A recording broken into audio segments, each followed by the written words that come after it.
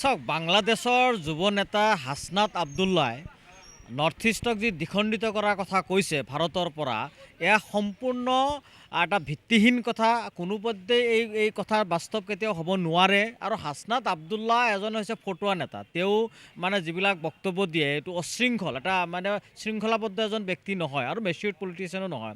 হাছনাত আব্দুল্লা পাহৰি গৈছে হিষ্ট্ৰী। তেওঁ বুৰঞ্জী অধ্যয়ন কৰাটো ভাল, যে বাংলাদেশ গঠন হোৱাৰ সময়ত ভাৰতৰ যিটো অৰিহণা, সেই অৰিহণাটো তেওঁলোকে পাহৰি গৈছে।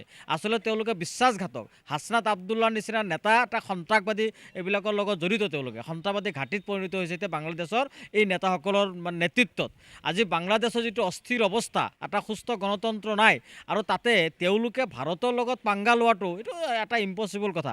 ভাৰতৰ লগত তেওঁলোকে নোৱাৰে। ভাৰতে 10% যদি মানে বল প্ৰয়োগ কৰে, বাংলাদেশ নোহোৱা হৈ যাব। গতিকে বাংলাদেশৰ এইজন হাছনাত আব্দুল্লাক সকীয়াই দিছোঁ, এই ধৰণৰ ভণ্ডামি বন্ধ কৰক। এই ধৰণৰ বিভ্ৰান্তিমূলক বিবৃতি প্ৰদান কৰি, বক্তব্য প্ৰদান কৰি এটা দুয়োটা দেশৰ মাজত যি অস্থিৰতা সৃষ্টি কৰিব বিচাৰিছে, ইয়াক কোনোপধ্যে আমি হ'ব নিদিওঁ।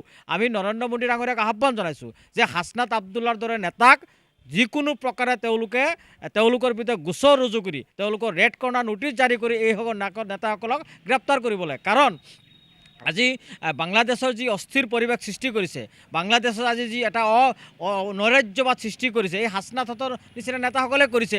আজি তেওঁলোকে নৰ্থ ইষ্টক দ্বিখণ্ডিত অধিকাৰ তেওঁক এই দ্বিখণ্ডিত কৰা যিটো শব্দ, এই অধিকাৰটো তেওঁক কোনে দিলে? এই অধিকাৰটো তেওঁক কোনে দিলে? হাছনাত আব্দুল্লা কোন হয়? হাছনাত আব্দুল্লা আমাৰ এই ভূখণ্ডৰ কোন হয়? আমাৰ এই ভূখণ্ডৰ তেওঁ কোনেও নহয়।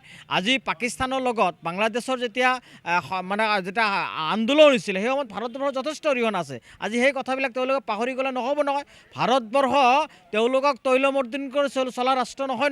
ভাৰতবৰ্ষৰ যথেষ্ট শক্তি আছে। গতিকে আমি নৰেন্দ্ৰ মোদী ডাঙৰীয়াক আহ্বান জনাইছোঁ, এইসকল নেতাসকলৰ বিৰুদ্ধে হেঁচা প্ৰয়োগ কৰক, যাতে এই ধৰণৰ বিভ্ৰান্তিমূলক মন্তব্য দিয়াৰ পৰা বিৰত থাকে।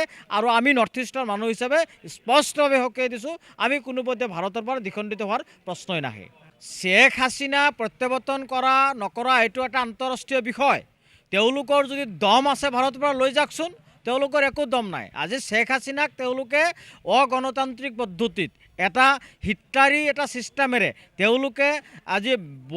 তেওঁলোকে যিটো পদ্ধতিত শ্বেখ হাছিনাক বাংলাদেশৰ প্ৰধানমন্ত্ৰীৰ পৰা বৰ্খাস্ত কৰিছে, বা তেওঁলোকে যি মানে এটা গণ অভ্যুত্থান ঘটাইছে, এয়া অগণতান্ত্ৰিকভাৱে ইলিগেলি কৰিছে। এইটো আমিও জানো, গোটেই বিশ্বই জানে।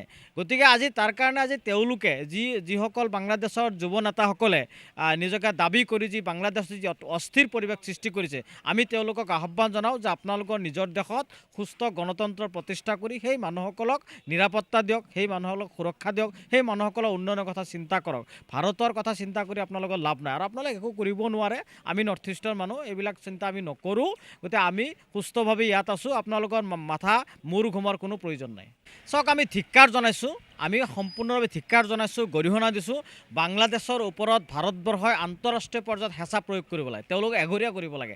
যেনেকৈ পাকিস্তানক এঘৰীয়া কৰা হৈছে, তেনেকৈ বাংলাদেশকো এঘৰীয়া কৰিব লাগে। আমি আহ্বান জনাইছোঁ, এই হাছনাতহঁতৰ নেতাসকলক আমি প্ৰশ্ৰয় দিলে নহ'ব, এওঁলোকৰ উচতনিত আমি ভুল নাযাওঁ। আমি ভাৰতবৰ্ষৰ প্ৰধানমন্ত্ৰী গৃহমন্ত্ৰীক আহ্বান জনাইছোঁ যে বাংলাদেশৰ যি সংবাদকৰ্মীৰ ওপৰত যি আক্ৰমণ, সংবাদৰ যি কাৰ্যালয়ৰ ওপৰত যি আক্ৰমণ, এয়া সম্পূৰ্ণ অগণতান্ত্ৰিক কাম, এয়া কোনোপধ্যে গণতান্ত্ৰিক কাম হ'ব নোৱাৰে। তেওঁলোকৰ যি স্বেচ্ছাচাৰিতা, তেওঁলোকৰ যি হিটলাৰী যিটো ছিষ্টেম, এইটো হেঁচা প্ৰয়োগ কৰিব লাগে ভাৰত চৰকাৰে হেঁচা প্ৰয়োগ কৰি এইসকল নেতাসকলৰ বিৰুদ্ধে বিহিত ব্যৱস্থা গ্ৰহণ কৰিব লাগে।